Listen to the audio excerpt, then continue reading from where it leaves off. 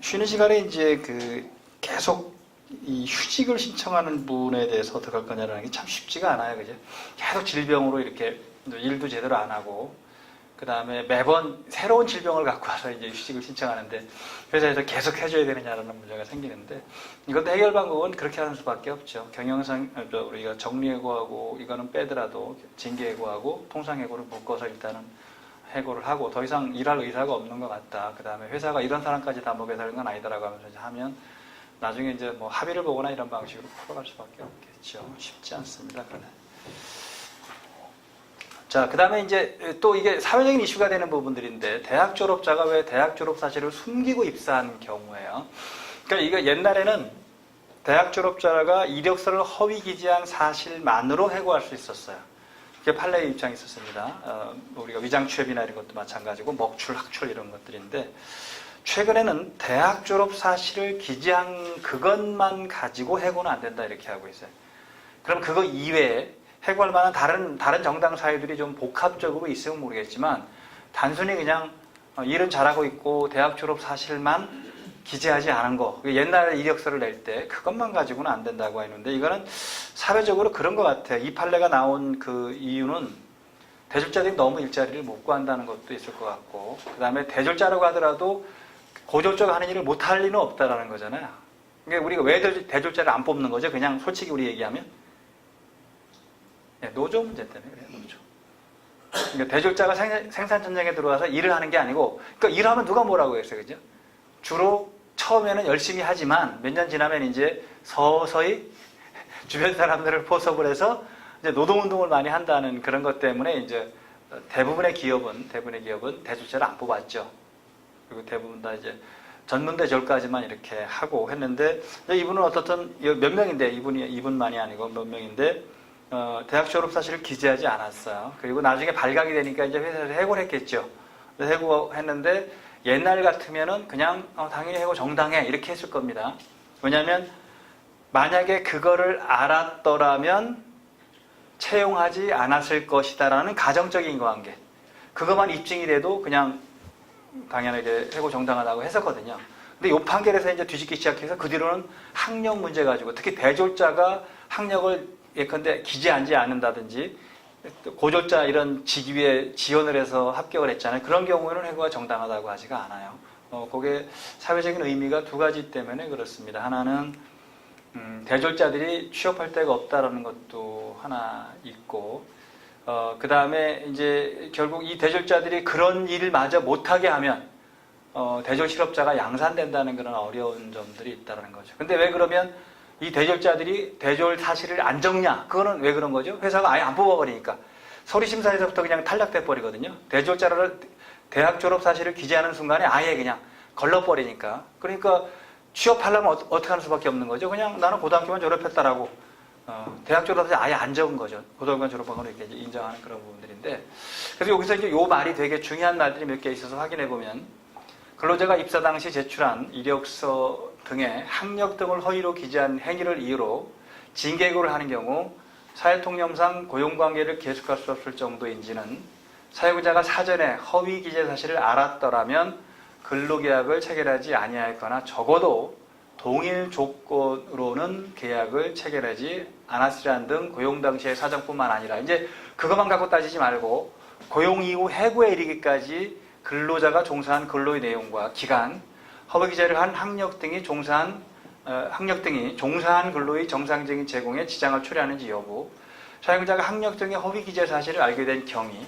알고 난 이후 당해 근로자의 태도 및 사용자의 조치 내용, 학력 등이 종전에 알고 있던 것과 다르다는 사정이 드러남으로써 노사 간 및 근로자 상호 간 신뢰관계 유지와 안정적인 기업 경영과 질서 유지에 미치는 영향, 기타 이런 여러 가지 종합적으로 판단해서 봐야 된다. 그러니까 종전 판결은 이력서 허위 기재 사실 자체만으로 해고 사유가 됐는데, 이제 그거 플러스, 그죠? 구체적인 그 뒤에 사정까지를 종합적으로 봐서 해고가 정당한지 여부를 따져라 이런 겁니다. 근데 이제 뒤집어서 대졸자가 고졸자로 속인 거는 이제 이렇게 학력 허위 기재 가지고 해고할 수 없다고 했는데, 그것만 가지고 만약에 고졸자가 대졸자로 속여서 했다. 이건 볼 것도 없겠죠, 그죠?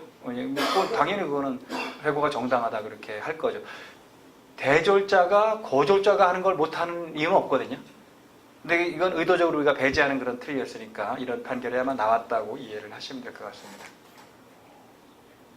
그 다음에 이력서 허위 기재라도 업무와 관련성이 없다면 해고는 불가하다 이렇게 해석을 하고 있죠.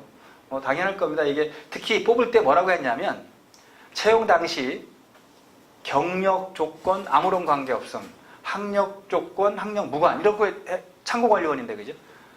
근데 뭐 대졸자가 그 누락, 예컨대 그 최종 학력을 누락시켰다 그래서 뭐가 문제냐? 경력 학력 무관인데 그죠? 그러니까 굳이 나중에 발각됐다고 하더라도 그걸 이유로 해고하는 것은 부당하다 이렇게 인정을 하고 있습니다.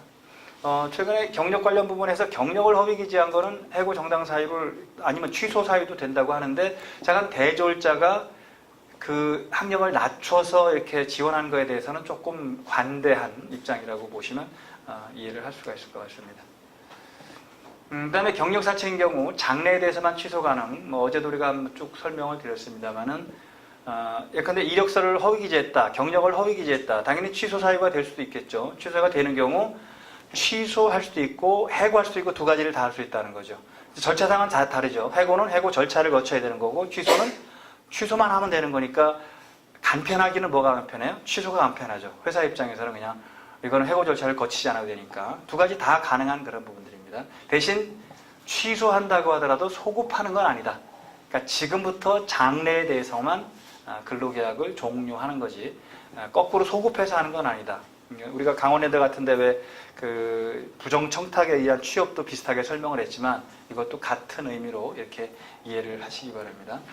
그 다음에 이거는 밑에 부분에 여기 원고의 기망으로 체결된 이 사건 근로계약은 원고 기망이라는 게 경력이 되게 많다고 했는데 실제는 경력이 없었다는 그런 틀이에요.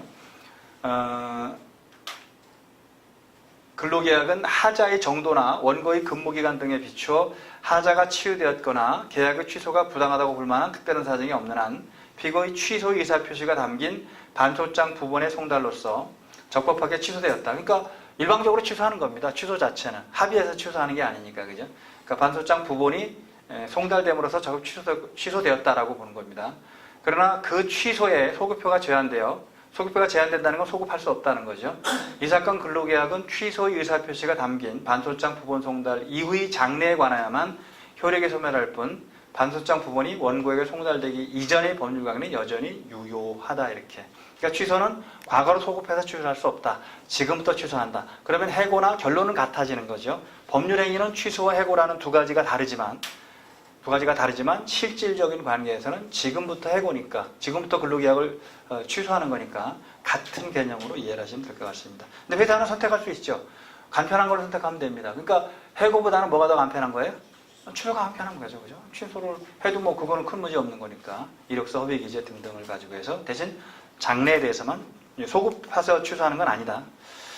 그 다음에 이것도 이제 매각을 하는 데 있어서 매각을 못하게 하기 위한 예컨대 이제 쟁의죠. 근데 이거는 고용 안정을 위한 쟁의 정도는 그냥 정당하다고 한 그런 판결입니다. 그러니까 일부 예컨대 불법적인 부분도 있을지 모르지만 일부가 정당하지 못한 경우도 있지만 주된 목적 내지 진정한 목적의 당부에 의해서 쟁의 목적의 당부를 판단한다 이렇게 보면서 그 다음에 단체 매각 과정에서 10년간 회사의 매각 금지 및 해고 금지 등 회사의 구조조정의 실시와 관련해서 경영 주체에 의한 고도의 경영상 결단에 속하는 사항이라고 본려지가 있는 사항을 단체 교섭의 대상으로 포함시키는 사실이나 이 사건 쟁의의 진정한 목적은 회사의 매각에 따른 고용 안정이나 임금 인상 등 근로조건의 유지와 향상에 있다고 할 것이고 이 사건 쟁의행위가 회사의 매각 금지 등을 주된 목적으로 하여 개시되었다거나 그러니까 매각을 못하게 한 게 아니고 매각에 따른 고용 안정을 목적으로 한 거니까 그냥 쟁의행위가 정당하다 이렇게 본 겁니다. 매각 자체를 막았다면 아마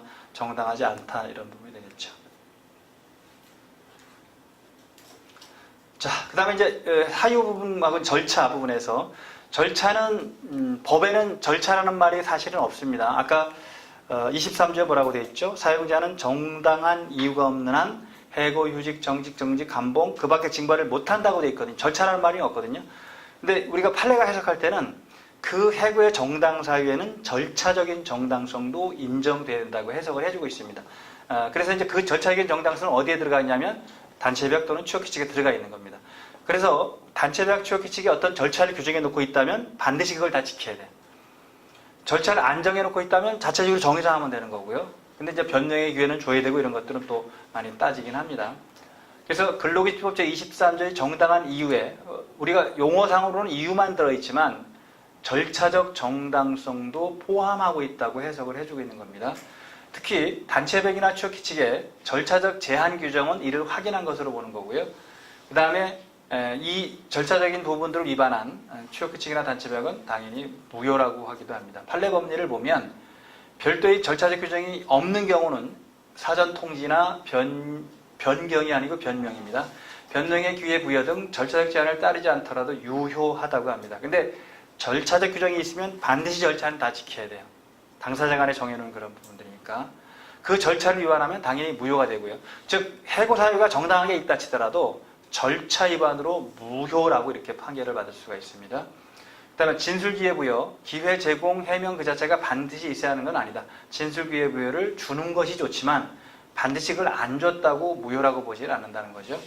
그 다음에 단체배약의 해고 협의나 동의 조항이 있었습니다. 예컨대 노동조합이 단체 교섭을 요구하면서 해고를 할 때는 특히 조합원 해고나 또는 조합 간부 해고할 때 많이 들어가는데 조합원 해고할 때는 노동조합의 동의를 받아야 된다라는 규정을 두고 있다고 치죠. 회사가 승낙을 한 거니까. 그런데 이제 노조가 끝까지 동의를 안 하면 그러면 해고를 못 하냐 이 문제가 생겨버린 거예요. 그래서 이제 판례는 이걸 어떻게 풀어주고 있냐면 단체배약상의 동의 조항을 두고 있다면 그건 지켜라. 그건 약속이니까 그죠. 그런데 회사가 동의를 받기 위해서 많은 노력을 했음에도 불구하고 반대를 위한 반대, 그렇죠. 그 다음에 아예 예컨대 그 회의 같은 걸 하자고 하는데 참석도 안 한다라고 하면 동의권 남용으로 봐버립니다. 민법 2조로 다시 들어가는 거예요. 즉 노조가 동의권을 갖고 있지만 동의권을 남용했다. 그러니까 회사가 노력했는데 불구하고 노조의 동의를 못 받았다 하더라도 해고할 수 있다라고 해석을 하는 겁니다. 동의권 남용, 합의권 남용이라는 이론을 도입을 해서 그러니까 그런 규정이 있으면 지키는 건 당연하다. 그런데 지키려고 노력했음에도 불구하고 예컨대 노조가 끝까지 동의를 안 해줘서 못하면 회사가 실시할 수 있는 거죠, 해고를. 근데 그때는 절차 위반이라고 보지 않고 뭐라고 보는 거죠? 노조가 오히려 동의권을 남용했으니까 동의를 받지 않았다 치더라도 해고 효력은 있다. 이렇게 해석을 해주고 있습니다. 그 다음에 재심 절차가 있으면 재심 절차도 지켜야 됩니다. 재심 절차를 지켜야 하면 당연히 무효가 되죠. 그 다음에 징계원의 구성에 하자가 있죠. 예컨대 징계원에 들어가지 못하는 사람이 들어갔거나 이런 부분, 무자격 의원 이런 거는 나중에 의결을 했다 하더라도 무효. 저도 가끔 이제 공기업 같은데 이제 징계위원회에 참석을 해서 이제 쭉 보면 안타까운 사례들도 되게 많습니다.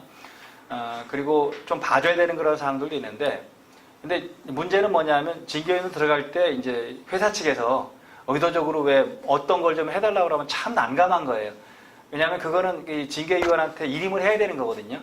그러니까 회사에서는 꼭 그렇게 하고 싶어도 그건 결국 우리가 볼 때는 이건 도저히 해고 사유 아닌데 자꾸 회사에서는 해고를 요구할 수도 있단 말이죠. 근데 그건 저는 과감하게 거부합니다. 그러면 나 말고 다른 사람이 해라. 내가 그걸 굳이 당신 들러리 써줄 이유는 별로 없는 거다 이렇게 하는데 아무튼 회사 입장에서는 미리 아마 좀 이렇게 시나리오를 짜놓고 이렇게 하는 경우도 있는 것 같아요. 근데 뭐 들어줄 수 있겠지만 근데 우리가 볼 때는 도저히 이거 소송 가면 질 것 같다 또는 왜 노동위원회 가면 질 것 같다 그러면 그건 사인을 못 해주잖아요.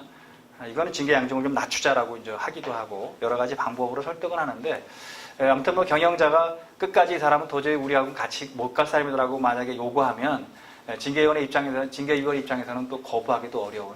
특히 우리 바깥에 있는 사람도 그러는데 내부적인 사람은 경영자가 예컨대 해고로 이렇게 하라고 하는데 거부하기는 되게 어렵겠죠. 그러니까 보통 내부위원하고 외부위원이 뭐 외부위원이 1명 내지 2명, 내부위원이 한 3명 내지 뭐 이렇게 해서 한 3대 2 정도 많이 하거든요. 공기관 같은 데 하는 걸 보면. 여러분 사업장은 굳이 외부 안 떠도 상관없습니다. 그냥 내부적으로 하는데 공기관은 그래도 공정성 이런 것 때문에 외부 전문가들을 좀 많이 활용하기도 하는데 아무튼 그런 부분에서 징계위원회에 해당되지 않는 사람이 만약 들어갔으면 결국은 무효가 될 수도 있는 그런 부분들이고 외부 징계위원을 두는 것 자체가 불법은 아닙니다. 꼭 내부 위원으로만 해야 되는 건 아니고요. 전문가를 활용하는 거는 그 징계 당사자를 보호하는 데도 되게 중요한 역할을 해요. 왜냐하면 내부적으로는 왜 이 사람이 꼭 진짜 마음에 안 들고 등등 여러 가지 갈등 관계가 있는데 외부에서 바라보니까 별거 아닐 수도 있거든요. 그렇다면 이거는 뭐 해고시키지 말고 이건 다른 방법으로 해서 우리가 풀어가자 이렇게 할 수도 있는 거고. 그다음에 제가 이제 그 외국계 기업인데 이 사장이 이제 고충 비슷하게 뭐 상의한 부분들이 자기가 사장으로 오긴 왔지만 이미 있던 전무나 이런 사람들이 왜 권력을 다 잡고 있어서 비집고 들어갈 틈이 없는 그런 상태고, 그 다음에 그 임원이, 그러니까 그렇게 이제 주도하는 임원이 사실은 감옥에도 좀 갔다 오고 뭐 증권거래 관련 부분에서, 그래서 해고를 해야 되는데 지금 이 사람이 워낙 권력이 세니까 손을 못 대는 거예요. 그래서 이제 아무리 봐도 이거 당신이 이 회사를 운영하려고 그러면 외국계 회사니까 외국의 본사에서는 이 사람한테 정권을 줬는데 이제 이 사람은 지금 이 세력이 무서워서 못하는 그런 겁니다. 그래서 그러면 나를 징계위원으로 넣어라. 취업규칙을 변경해서. 그 취업규칙 변경해야 되잖아요, 이제. 그러면 내가 징계위원으로 들어가서 어떻든 해결하겠다. 그래서 이제 그렇게 이제 조언을 하고 이제 시작을 했는데, 물론 취업규칙 바꿨습니다. 바꾸고 외부 징계위원을 예컨대 둘 수 있다라는 규정을 두면서 내부만 가지고 있던 부분들을, 그리고 징계위원을 열 때 저보고 이제 의장을 하라는 겁니다. 또 그래야 이게 해결이 되니까. 제가 의장하니까 이제 그분은 벌써 감 잡았죠. 이게 내가 이제 잘리는구나라고 이제 하면서 뭐 변명도 하고 등등 되게 많이 했는데, 당연히 해고 사유는 됐습니다. 해고, 감옥 갔다 온 거 등등등 해고 사유 되는데, 그래서 이제 제가 그런 얘기를 했죠. 자, 이게 우리가 해고까지 하면 당신도 좀 명예도 그렇고 그러니까 합의해서 뭐 얼마가 됐든 금전적인 보상을 하고 마무리 짓고 이제 더 이상 당신은 경영에 간섭하지 않는 걸로 좀 마무리 지면 어떠냐라고 조언을 했는데도 불구하고 끝까지 안 하더라고요. 근데 결국 노동위원회 가서 노동위원회가 합의했습니다. 노동위원회. 그러니까 노동위원회가 이제 아무리 봐도 이거는 해고는 정당한 것 같은데, 그런데 또 그냥 내쫓기는 그러니까 뭐 몇 개월치, 원래 주려고 약속했던 게 한 6개월치 정도 되거든요. 그러니까 6개월치 주면서 그냥 마무리 져버린 그런 틀들이 있는데, 그러니까 외부 징계위원이 그런 역할들을 해주는 건 되게 좋아요. 긍정적인 거예요. 내부적인 어떤 왜 당사자 간의 그 갈등들을 외부인을 이용해서 조금 활용하는 방법도 있을 수 있으니까, 그럴 때는 여러분 규정이 있어야 되는 거예요. 징계위원회 구성은 예컨대 대표이사가 위촉하는 자로 한다. 근데 외부 징계위원을 둘 수 있다. 뭐 이런 방식으로 두면 외부 징계위원 전문가들을 둘 수도 있겠죠. 큰 틀에서. 자, 그러니까 재심 절차 무시하지 말고 징계위원회 구성 하자 없이 구성을 해야 될 것 같고요. 그럼 해고 예고는 뭐 크게 뭐 문제될 건 없겠지만, 그래도 해고하려고 그러면 한 달 전에 예고를 하거나 그 예고가 싫으면 30일분 이상의 통상임금을 지급하고, 이게 생활비가 되는 거죠. 그죠? 그러니까 직장을 구할 수 있는 기회를 주라는 겁니다. 기간을 부여하거나 돈을 주라는 그런 부분에서 취업을 도와주는 거죠. 30일 전에 예고하거나 그 다음에 30분 이상의 통상임금을, 이건 임금이라고 보진 않아요. 지급하고. 그 다음에 해고 예외 사유가 3월 이내 근로자, 그 다음에 천재사변, 기타 부득이한 사유로 사업 계속이 불가능한 경우, 근로자가 고의로 사업에 막대한 지장을 초래하거나 재산상 손해를 끼친 경우로서 노동부령이 노동부령이 정하는 게 있어요. 이때는 안 해도 됩니다. 해고 예고를 하였다 해도 원래 정당성이 없었던 해고가 유효하게 되는 것은 아닙니다. 또 해고 예고를 행하지 아니하였더라도 벌칙 적용을 받고 수당 지급 채무를 부담하나 정당성 여부에는 영향을 미치지 아니합니다. 그다음에 2019년 1월 15일 이전 입사자는 수습 사용 날로부터 3개월, 일용근로자 3개월, 2월 이내의 기간, 그 다음에 계절적 업무의 6월 이내의 기간, 요거와 이제 해고 예고를 안 해도 되는 그런 근로자였죠. 이제 3개월 이내 근로자로 통일됐죠. 지금 이제 2019년 1월 15일 이후에는. 이게 이제 노동부령으로 정하는 해고 예고를 안 해도 되는 예외 사유입니다. 뭐 중요한 거기 때문에 이렇게 하는 거예요. 납품업체로부터 금품이나 향응을 제공받고 불량품을 납품하다 생산에 차질을 가져온 거. 이게 봐주기 어려운 거죠. 이런 사람까지 어떻게 보호하냐라는 거하고, 그 다음에 영업용 차량을 임의로 타인에게 대리운전하게 교통사고를 일으키는 경우도 봐주기 어려운 거고, 뭐 기밀 누출 이런 거, 그 다음에 허위사실 날조 유포해서 불법 집단 이동을 한 경우, 영업용 차량 운송 수익금을 부당하게 착복하는 등 직책을 이용하여 공금을 착복, 장기용, 횡령 또는 배임한 경우. 이게 하나 예지만 결국 공금에 손을 대거나 이런 거는 회사를 상대로 한 범죄 행위죠. 횡령, 배임 이런 등등. 그다음에 제품 또는 원료 등을 몰래 훔치거나 불법 반출한 경우. 이제 우리하고 관련이 될 수 있을 텐데, 인사, 격리, 회계 담당 직원이 근로자의 근무 상황 실적을 조작하거나 허위 서류 등을 작성해서 사업에 손해를 끼칠 경우, 이런 걸 하면 안 되겠죠. 사업장의 기물을 고의로 파손하여 생산에 막대한 지장을 가져온 경우, 그 밖에 사회통념상 고의로 사업에 막대한 지장을 가져오거나 재산상 손해를 끼쳤다고 인정되는 경우는 해고 예고를 하지 않아도 되는 사유. 이건 하나 예시고요. 이거하고 비슷한 그런 사유들이 있으면 해고 예고를 안 할 수도 있다라고 보시면 됩니다. 그 다음에 이제 해고가 무효라고 하더라도 해고 예고상 반환 의무는 없다. 이게 이제 작년에 나온 판결인데 중요한 판결이죠. 해고를 했는데 나중에 부당해고라고 복직이 된 겁니다. 그런데 해고할 때 뭘 준 거죠? 해고 예고상을 준 거예요. 그러니까 복직됐으니까 어떻게 회사에서 뭘 청구한 거죠? 야, 해고 예고상 내놔 이렇게 한 거예요, 그죠? 그러니까 판례가 에이, 부당해고 문제하고 해고 예고상은 다른 제도야. 그러니까 달라지 못해 이렇게 한 거예요. 이게 판례가 제 생각은 사실은 돌려주는 게 맞다고 보거든요. 그냥 논리적으로 보면 그죠? 왜냐하면 이 해고 예고는 뭐죠? 잘리고 나서 직장을 구할 수 있는 기회를 주기 위한 건데 복직했다는 건 뭐죠? 그 기간 동안 임금 전액을 받는 거잖아요. 그러면 해고 예고상은 돌려주는 게 맞지 않을까? 근데 판례는 제도가 다르다. 제도가 다르니까 굳이 돌려줄 의무는 없다라고 해석을 하고 있습니다. 이제 근로자한테 유리한 그런 판결이죠. 그래서 이제 근로기준법 26조 본문에 따라 사용자가 근로자를 해고하면서 30일 전에 예고를 하지 않았을 때 근로자에게 지급하는 해고 예고상은 해고가 유효한지 여부 관계없이 지급돼야 하는 돈이고, 그러니까 예고제도와 이 해고 부당해고 문제하고는 다르다는 거예요. 그죠? 그렇게. 그 해고가 부당해고에 해당하여 효력이 없다고 하더라도 근로자가 해고 예고상을 지급받을 법률상 원인이 없다고 해서 부당이득이 아니라는 겁니다. 그러니까 구분해서 본 거죠. 그죠? 해고 예고 제도하고 부당해고 문제하고 완전히 구분해서 본 거고, 그 다음에 해고 예고상은 원고가 피고를 해고하면서 근로기준법 제26조에 정한 해고 예고 의무를 이행하지 않은 결과 해고가 적법한지나 또는 유효한지와 관계없이 피고에게 지급하여야 하는 돈이다. 따라서 원고가 피고를 해고한 것이 무효라고 하더라도 피고가 원고로부터 법률상 원인 없이 해고 예고상을 지급받았다고 볼 수 없다. 부당이득이 아니다. 그러니까 반환 청구 안 된다. 이렇게 이제 논리를 좀 풀어간 부분들인데, 아무튼 제 개인적인 생각은 복직했으면 임금 전액을 받은 거거든요. 임금 전액을 받은 거라면 굳이 해고 예고상이 존재할 이유가 없는 건데 돌려주는 게 맞지 않나라는 그런 생각을 하고 있는데 대법원은 반대로 해석을 하고 있습니다. 자, 그 다음에 징계의 이제 정당성 부분. 징계는 이 네 가지를 다 맞춰야 됩니다. 사유가 정당해야 되는데 그 사유는 주로 단체배학 취업규칙 이 근로계약 등에서 정하는 징계 사유여야 되고요. 그 다음에 이 정했다 하더라도 그게 적법해야 됩니다. 그 적법은 뭐로 보냐면 사회통념상 근로계약을 계속시킬 수 없을 정도로 근로자에게 책임 있는 사유에서 발생한 것, 이런 것들을 중심으로 하는 거고요. 그 다음에 형평성이 있어야 됩니다. 징계와 사유 간에 형평성이 있어야 된다. 양정이라고 보통 하죠. 양정. 즉 잘못한 건 얼마 안 되는데 너무 과한 예컨대 징벌을 한다든지 이런 게 문제가 되는데, 다만 우리가 판례가 볼 때 왜 성희롱 관련 문제는 조금 유연하게 우리가 봤었죠. 왜 그렇죠? 피해자가 근무하고 있다는 걸 감안한다면 경영자 입장에서는 가해자를 그렇죠 해고하는 것도, 그거는 굳이 판사들이 거기까지만 간섭하지 말자라는 판결 취지죠. 기본적인 틀은 경영자가 해고라고 결정했으면 그냥 해고다 이렇게 한 부분, 피해자를 보호하기 위한 그런 보완적인 부분이라고 보시면 될 것 같고, 그 다음에 단체명이나 취업규칙에 징계 절차에 관한 규정을 두고 있는 경우 그와 같은 절차를 당연히 준수를 해야 됩니다. 이게 전부 충족되어야 징계는 정당하다. 이게 징계는 결국 징벌을 주는 것이기 때문에 좀 엄격하게 이렇게 판단을 하고 있습니다. 그 다음에 심할서와 양심의 자유 침해도 좀 재미있는 판결이라 제가 소개를 시켜드리는데요. 보통 여러분 징계 규정을 보면 뭐 해고, 그렇죠? 그 다음에 정직, 뭐 출근 정지 뚝 하면서 맨 마지막에 뭐가 있죠? 견책? 이렇게 보통 많이 들어가죠. 그죠? 견책.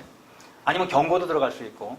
그러니까 이제 근로자가 잘못을 하니까 회사가 이제 부서장이 심할서 써. 이렇게 했겠죠. 그러니까 심할서를 쓰라고 했는데 심할서를 써온 거예요. 써왔는데 보니까 뭐라고 되어 있냐면 이렇게 돼서 이렇게 돼서 이렇게 됐습니다라고 경위서만 써온 거예요. 야, 이 심할서 다시 써와. 이렇게 한 거죠. 왜 제가 뭘 잘못했는데 이렇게 하니까 너 잘못했다고 안 썼잖아. 그러니까 이제 근로자 입장에서는 내가 뭘 잘못했는데요? 잘못한 거 없는데요? 이렇게 한 거죠. 그러니까 이거 봐라, 댐비네. 그러니까 또 징계를 한 거예요, 그냥. 그런데 이게 소송까지 갔는데 대법원은 결국 심할서를 쓰는 데 있어서 잘못하지 않았다고 느끼는 사람한테 잘못했다라고 쓰는 거는 양심의 자유를 침해한다고 본 거예요. 그러니까 그걸 안 썼다고 해서 다시 지시 위반 징계를 한 것도 무효가 되겠죠. 큰 틀에서. 이게 양심의 자유가 참 무서운 건데요. 본인이 잘못했다고 못 느끼는 거, 그게 양심이라는 거예요. 그 양심도 보호해야 된다고 보는 거죠. 양심의 자유 판례는 되게 여러 가지가 나온 게 있지만 왜 대표적인 게 사과 광고, 사죄 광고하는 거 못하게 이렇게 하고 있죠. 그것도 기업의 양심의 자유를 침해한다고 하는 그런 부분들이니까 손해배상하거나 이런 등등은 별개로 하고 신문에 왜 옛날엔 신문에 무슨 문제가 생기면 왜 사죄 광고, 사과 광고 되게 많이 했었지. 지금 하나도 없잖아요, 그게. 그게 헌법재판소가 80년대 말인가 그때쯤 그것도 양심의 자유를 침해한다고 보는 겁니다. 되게 의미 있는 것 같아요. 본인은 잘못했다고 못 느끼고 있는 거거든요. 그 못 느끼고 있는 양심도 헌법이 보장하는 양심.